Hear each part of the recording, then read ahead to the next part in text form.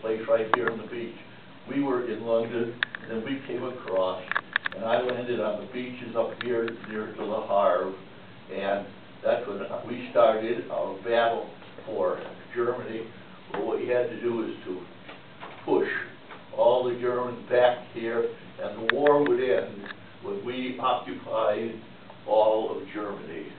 Now the Russians came from this way, and we were coming this way, and so this just shows where in 1944, this is what the country was like.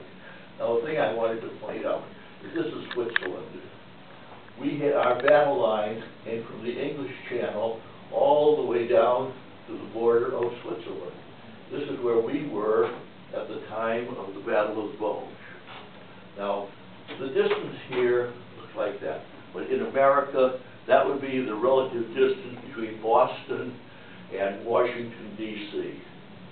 If you can imagine, we had troops for every mile between Boston and Washington, D.C., which was the distance between the English Channel, the North Sea here, and Switzerland. So we were occupying this entire area here, moving in this direction toward Germany. And that is about where we started our action. So we were sent to England, and from England after time, we crossed the Channel and landed on the beaches of Normandy. Now, during the war, we were not allowed to have a camera. See, we were within 200 yards or 1,000 yards at the most from the enemy ahead of us.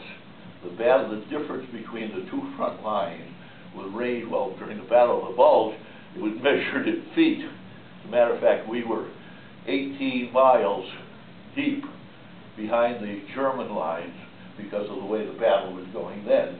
But typically, during most of the war, we were within 200 yards, 1,000 yards of the German troops.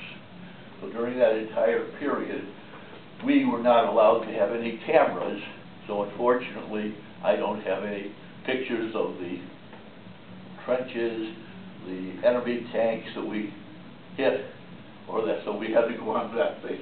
But here is myself with, just after the war ended,